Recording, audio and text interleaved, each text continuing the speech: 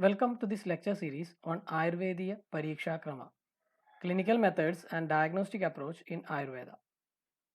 Ayurveda is an indigenous medical system evolved in India over several centuries. It has a unique and holistic approach towards health and disease. This lecture series deals with the clinical examination of patients and disease diagnosis based on the fundamental principles of Ayurveda. We all know that disease diagnosis is a central component in patient care. With an appropriate diagnosis, the patient has the best opportunity for a positive health outcome. So, that diagnostic decision making is one of the important skills that a physician should inculcate. Arriving in an appropriate diagnosis is an example of science in action. It's a complex process which takes into consideration several variables in the patient. In the field of Ayurveda, disease diagnosis have been given prime importance by its expounders, as is evident from the several verses that are available in our Samhitas. For example, Rogamado Parikshet Tadanandaram Aushadam is told. So that the physician has to examine the disease first before thinking about the medications. If we go through Charaka Samhita, he says about Yastu Rogam Avijnaya Karmanyarabhade Bishak Abhi Aushada Vidanatnya Tasya Siddhiredrchaya. Even if the physician is well versed regarding the dynamics of the medicines, if he has failed to identify the disease properly, then he may get the result only by chance. But in practice, arriving in an Ayurvedic diagnosis is considered to be a challenge because of the multitude of factors that are involved. Even though working on the same patient, the method of assessment and understanding of the disease varies between modern medicine and Ayurveda. The basic principles of Ayurveda revolves around the Tridosha theory, where the equilibrium of the three doshas, Vata, Pitta, and Kapha, is vital for maintaining the normal body physiology as far as the physiology is concerned. And the derangement of these doshas leads to diseases. So, in order to arrive in a diagnosis, Ayurveda relies on a meticulous process where it identifies the dosha predominance of the disease, which are expressed in the form of signs and symptoms in the patient. But the modern medicine usually relies on molecular mechanisms underlying a disease, which can be found out by meticulous investigations like histology, histopathology, or other biomarkers available in the blood, or even radiology or other diagnostic measures. Moreover, finding exact equivalence of modern diseases in Ayurvedic nosology will not be always a clinically fruitful exercise. This we have seen in practice. Moreover, the Ayurvedic treatment strategies are planned based on multitude of variables pertaining to the patient, like his prakriti or body constitution, his agni bala or the capacity to digest, and even there are factors pertaining to the disease like its dosha predominance, the dusha or dhatu involved, and even it takes into consideration several external factors like the place in which the patient has got the disease, or the place to which the patient belongs, and even factors like season. All these factors will be taken into consideration when arriving in a Ayurvedic diagnosis. So, in short, diagnosis in Ayurveda relies on a holistic and patient-centric approach, which incorporates multitude of these factors. This is why usually clinicians say that just naming the disease present in the patient is not enough to plan a treatment strategy in Ayurveda. Instead of that, we need a holistic approach taking into consideration all these subtle factors, or it can be called as therapeutic indicators, that has to be identified in the patient before planning the treatment strategy. So this lecture series is about how we can approach a patient in the clinic and how we can arrive in a Ayurvedic diagnosis. This series is split into four parts, where the first part deals with the introductory part, the second part deals with the Rogi Pariksha, the third part exclusively deals with Dashavida Pariksha, and the fourth part deals with Roga Pariksha. Let us move into part 1, that is Introduction to Ayurvedic Clinical Examination and Diagnosis. Here, I will be explaining about the relevance of a Ayurvedic diagnosis as well as how to approach the fundamental principles practically. So, why an Ayurvedic diagnosis is important? It's important because the pathogenesis of diseases elucidated are based on the Tridosha concept. So rather than naming a disease, it's more important to identify which dosha is deranged and up to what degree. Hence, even in the same modern disease, for example, you take a disease like bronchitis, even in 3 or 4 patients with the bronchitis, the dosha predominance may vary between patients. So that is why the each patient should get an individualized diagnosis. And there are several variables, as I have explained earlier, that comes into play. So there are certain variables pertaining to the patient, like his constitution, his ability to digest, his physical power, his mental strength, etc. And also factors pertaining to the disease in terms of its dosha predominance, the dhatu that is involved, the stage of the disease, or even the chronicity of the disease. Accordingly, the management protocols are also customized to a given patient, so that Ayurveda doesn't follow a one-to-one approach like in that of modern medicine, where specific drugs are meant for specific diseases. It's not the way in which the Ayurveda is elucidated.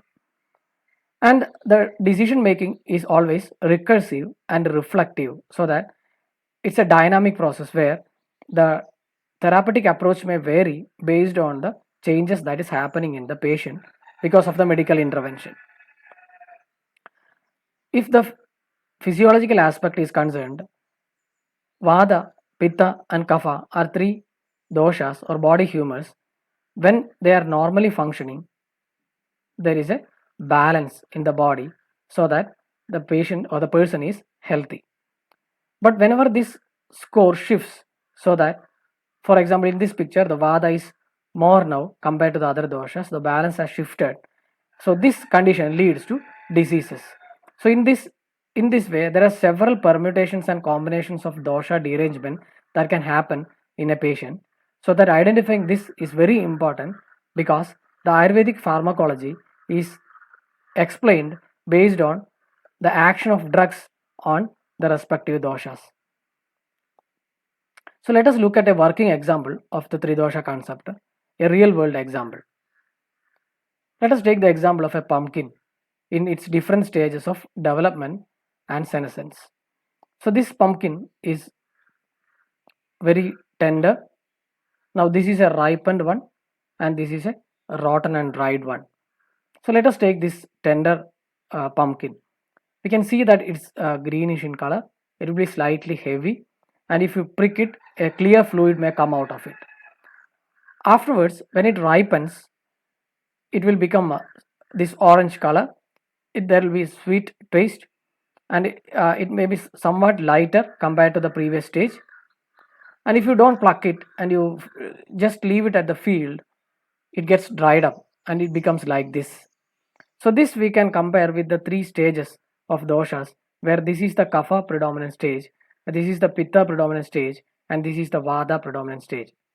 Suppose if we have to make this pumpkin ripen early, what we will do? We will apply heat so that it can ripen early. So ushna or heat is a treatment for kapha. Suppose the pumpkin is already ripened. Now we have to preserve it in that way. What we will do? We may put it in the refrigerator, which is cold. So Shida is the treatment for Pitta. Suppose someone gives you this dried pumpkin and asks you to eat. If at all you are forced to eat, then how you can? You may dip it in some oily substance or water and make it somewhat softer, and you may take it. So Snigdha is a treatment for Vada. So why I explain this example is because there are practitioners who compare certain dosha predominance of certain diseases with a typical modern diagnosis. For example, viral bronchitis is Vadaja Kasa, bacterial bronchitis is Pittaja Kasa. So such a way will be only beneficial to just name the disease. But in a management purpose, for a management purpose, such an approach will be detrimental. Why? Because the same disease may go through these three stages or predominance of each of these doshas, so that the medication also may vary. So that is why uh, identifying the dosha predominance in every given patient is very important in clinical practice. So this example I explained here to illustrate the importance of the tridosha concept.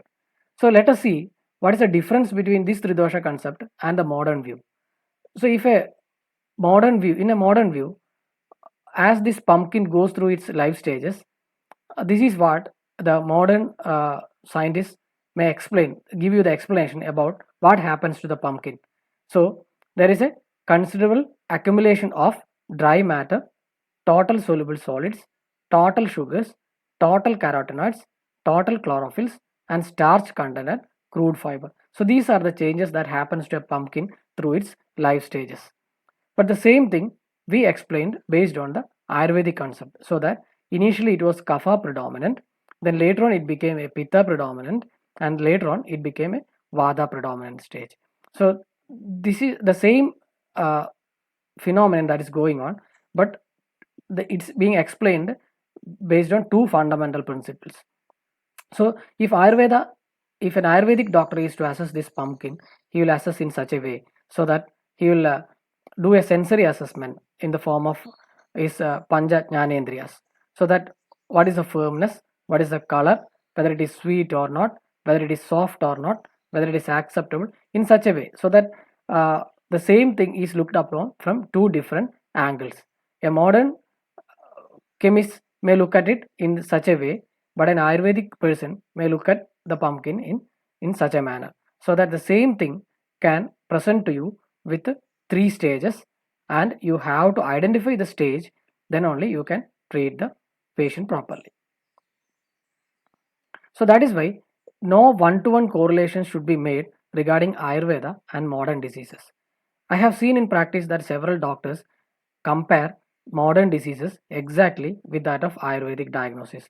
For example, gout in case of Vadarakta, rheumatoid arthritis as Amavada, and so on. On one hand, it's beneficial for so that it will have a universal appeal. But as far as management is concerned, suppose we take the example of Vadarakta, it's a very big spectrum. Patients with thromboangiitis obliterans, or patients with chronic varicosity and the subsequent stasis eczema, patients with certain stages of rheumatoid arthritis, systemic lupus erythematosus, gouty arthritis.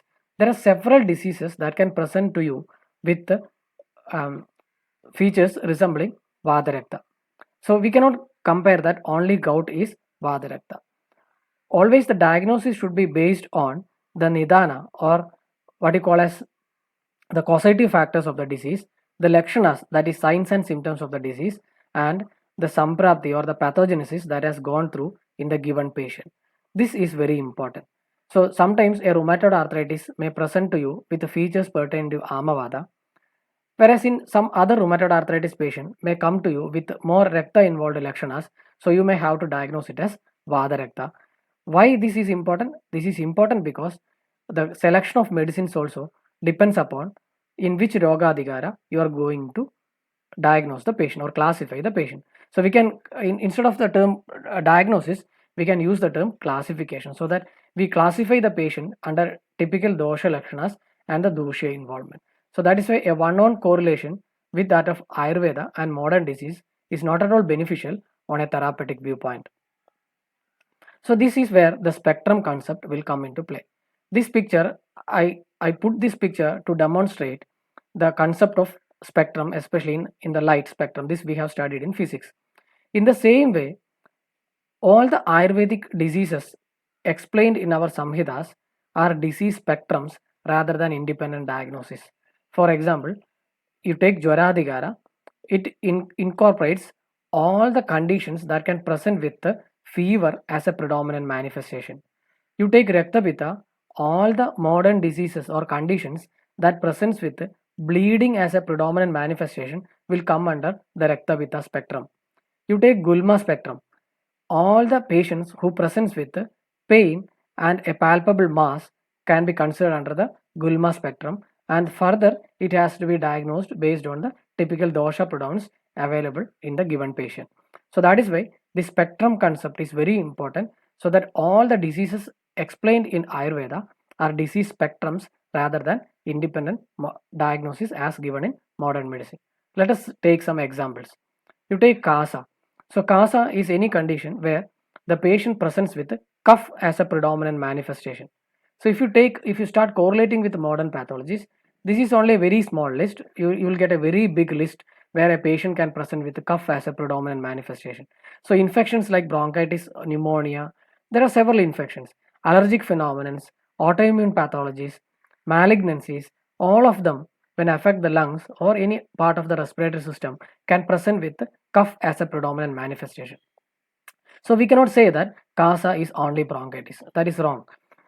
We have to approach the patient on the predominant symptom. So if the predominant symptom is Kasa, then next you try to classify or identify the involved dosha in the given patient and you treat the patient accordingly. For example, if there are 3 patients with bronchitis and one patient gave you dry cough as a predominant feature, then we assume that Vada is predominant and we may give Leha or Grida Kalpanas. Another patient with bronchitis may come to you in the stage where he has yellowish sputum, so that you identify it as Pitta predominant at that stage, and you may go for medicines like Vasharishta, etc., which is Pittahara. And sometimes some patient may come with profuse but clear sputum, where it is Kapha predominant. Then you may go for medicines like Vyoshadi Vadaga, Dashamula Kadature Kashaya, etc., which are more Kaphahara. So the same bronchitis may come to you in different stages or phases with a different dosha predominance, and identifying that in the given patient is very important rather than exactly doing a one-on-one correlation with that of a modern diagnosis. So this is why the spectrum concept is very important as far as Ayurvedic diagnosis and clinical approach is concerned. There are other examples. For example, Jwara, I have already explained, infections, inflammatory pathologies, all of them can present with fever as a predominant manifestation. In Gulma, abdominal colic, tumors, inflammatory pathologies, especially affecting the abdomen, can present with Gulma as a predominant manifestation. Udara is another very good example where we get various disease spectrums coming under the single entity, disease entity. For example, ascites, intestinal obstruction, perforation. If you ask a modern surgeon, these are typically different phenomena. But when you come to Ayurvedic chapter of Udara, Acharya has included all those things under one chapter because of the predominant manifestation of distension of the abdomen. The treatment also varies even in Ayurveda, but it has been included under a single disease spectrum. So that is why the spectrum approach is very important as far as Ayurvedic diagnosis is concerned. So whenever we speak about diagnostic approaches, physicians use various approaches including an inductive or deductive reasoning, inference, pattern recognition, and analogy. If you look at Ayurvedic principles, we have Pratyaksha, Anumana, Upamana. So Pratyaksha is nothing but direct perception. So pattern recognition, where when you see a typical disease pattern, you diagnose that this is a particular disease. For example, some of the skin conditions like psoriasis, where you see the pattern and you will be able to identify that this is the disease. So some of the diagnosis we may go for a pattern recognition method. Inference, we may have to use inference because, as I told, if the patient has a dry cough, then we infer that the vada is involved there. If the patient has sparsha sahatva, that means tenderness, we infer that pitta is involved and we give medicines and the patient get results. So inference will also come into play. Anumana also will come into play in diagnosis. Analogy, we have a lot of diagnosis explained based on analogy. Best example is Kroshtuga Shirsha, where the typical shape of the knee resembles that of a fox. So there the Acharyas have used analogy for identifying that diagnosis. Important one is the inductive and deductive reasoning. Inductive is usually inferior to a deductive approach because in inductive approach you just as you see the pattern and you diagnose it. So it is something similar to that of a pattern recognition method. And if you follow that approach, you may be successful only in a limited number of patients, because you may miss the proper diagnosis in many of the patients. So the best possible one is a deductive approach, where you identify the signs and symptoms and you go through that diagnostic process and you arrive in a diagnosis. So in Ayurveda, mainly the diagnostic methods are classified under Rogi Pariksha and Roga Pariksha. So in Rogi Pariksha, the factors pertaining to the patient is examined, and Roga Pariksha, factors pertaining to the disease or the Roga is examined. Even though we classified it in two types, most of the times in a clinical setup, both of these things, these steps goes hand in hand. That means simultaneously. We don't do a Roga Pariksha first and then a Rogi Pariksha. It's not like that. It's being explained in the textbook for the ease of explanation or teaching. So whenever we do this in the patient, we have to go through it simultaneously. So in Rogi Pariksha, there are three methods, that is Darshana, Sparshana and Prasna. So in Darshana, we can incorporate the inspection part. In Sparshana, we can incorporate the palpation and the percussion part, and all other what you call diagnostic methods which involve touching the patient. And Prasna is nothing but interrogation, including the history taking and other details of the patient. Roga Pariksha is nothing but analyzing the disease, analyzing the factors pertaining to the disease in terms of its nidana, that is the causative factors or etiology, Purarupa or prodromal symptoms, Rupa or symptoms, signs and symptoms, Upashaya. Upashaya is a very unique concept that is important in Ayurvedic diagnosis, where the physician, if doubtful, gives some therapeutic measures and he sees the response in the patient, and based on the response in the patient, he infers the dosha that is involved. So the Upashaya also involve some aspect of inference in diagnosis. And next is the Samprapti or the pathogenesis that has happened in the given patient. Most of the time what happens, especially Ayurvedic doctors, they try to identify the Samprapti that is explained in the textbook, and this may not be always informative as far as planning a treatment is concerned. Whenever we speak about Samprapti, the Samprapti has to be identified in the given patient that has presented to you. What had happened in the given patient, and not that we have to allege the pathogenesis that is explained in the textbook into the given patient. So that is why Samprapti has to be formulated in the given patient based on the nidana that is elicited in the presenting patient.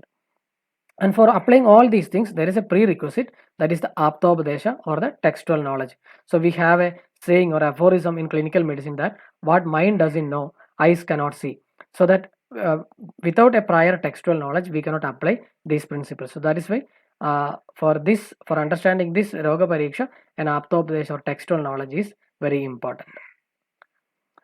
Moreover, identifying the root cause that resulted in the disease in the given patient is very important. So in terms of what has happened to the doshas, three doshas, Vata, Pitta and Kapha, in terms of vriddhi or increase, Kshaya or reduction, or there are other gadis for this dosha. And also we have to look at samsarga, that means whether there is any combination of these doshas, whether the two doshas are involved or all the three doshas are involved, and whether there is any pathology in terms of avarana, where either of the kapha or pitta or any of the dhadus has caused avarana to the vada, resulting in a disease of vada. So avarana also has to be analyzed in the patient. And there are other gadis like Ashayapakarsha gadi, which has to be identified, which will be discussed in detail in the series 4 of this lecture. Next, after the dosha, you have to identify which dhatu or dusha is involved in the disease. What about the Agni status in the patient? What about the Koshta? There are several other factors. These are only important ones that I have identified here. So identifying the root cause is very important rather than naming the disease. Why these factors are important is because the treatment protocol, as far as Ayurvedic fundamental principles are concerned, Ayurveda follows a highly customized or individualized approach in management. So if you have to customize the treatment protocol to the given patient, then you have to identify all the subtle factors in the patient, including his prakriti or body constitution, bala in terms of his body strength and the strength of the disease, Koshta Agni and Dhatu Agni, digestive process or strength of digestion in the GIT or Koshta, as well as in the Dhatu level, avastha of the disease, the stage of the disease in terms of whether it is new, old, or it is in the Madhya avastha, or if it is the Sama avastha or Nirama avastha. So Vyadhi avastha is very important. Kala, the duration, and as well as the season is very important, because not every medicine can be given in every seasons. For example, if you want to give a patient Gugulutikta Kashaya in summer season, it will be highly detrimental. So you cannot give that. If at all you have to give, you may have to take further precautions. So that is why even Ayurveda gives importance to the season in which the patient is being treated. Satmya, or what about the patient's preferences? If the patient doesn't like ghee based formulations, can we give such medicines? No, that is not possible. So Satmya of the individual is very important. Age or vaya is important. So all these factors are important in customizing the treatment to the given patient. So diagnosis is not merely naming the disease, but identifying all the subtle factors in the given patient. So that is why the importance of Roga Vijnana Pradhanya is told in our Samhidas, as I had explained earlier. Roga Madho Parikshit, Tado Anandaram Aushadam, Tada Karma Bishak Paschat, Jnana Purvam Samajarit. So we have to identify the disease, then we have to analyze the medicines, then we have to start the treatment. And again, Yastu Rogam Avijnaya, Karmanyarabhade Bishak, Api Aushada Vidanatnya, Tasya Siddhir Yadirchaya. So even though if the physician is well versed regarding the medicines or their pharmacology, if the physician fails to identify or diagnose the disease, then he may not get the therapeutic result. And Estu Roga Visheshajna, Sarva Bhaishajya Kovidaha, Deshakala Pramanajna, Tasya Siddhir Asamshaya. So whenever a physician is well versed in the diagnostic process, and he is well versed regarding the pharmacology, and he also takes into consideration the desha or the place and the kala or the season, such a physician will definitely get very good clinical results. So that is regarding the importance of arriving in a proper Ayurvedic diagnosis in managing the patient. So there is a methodological approach. So how to approach in the clinic, in the clinical practice. So first we do the Rogi Roga Pariksha, where we simultaneously analyze the patient factors or factors pertaining to the patient and factors pertaining to the disease. Then we list out all the features available in the patient. So that is Lakshana Sangraha, where we list out all the symptoms, signs, etc. that are present in the patient. Then we try to formulate the dosha vishesha or features pertaining to the dosha in terms of its vriddhi, kshaya, gati, etc. based on these features available in the patient. Then we identify the dusha that is involved, again based on the features present in the patient. Then we identify the roga marga which is involved and the srotas which is involved. Then we try to formulate the samprapti in the given patient so as to what has happened, what all causative factors were present in this patient, what led to the disease in the given patient. So that is a samprapti. Then we diagnose, we do the roga nirnaya. Then we classify the patient based on the avastha of the roga, whether it is vada predominant, whether it is kapha predominant. Also we classify in terms of whether it is sama avastha, nirama avastha, purana avastha, etc. The avastha nirnaya. Then we plan the treatment. So these steps will help you in approaching a patient clinically. So first we do the rogi roga pariksha, then we list out the signs and symptoms, then we try to formulate or identify, so that there will be a pattern in this Lakshana Sangraha. From that pattern, you try to identify which doshas are involved, which dushyas are involved, what is the roga marga, which srodasas are involved in the given patient, what might have been the samprapti that led to the disease in the given patient. Then we diagnose the disease. We may name it or we may not name it. So in some of the cases, we may not be able to name it.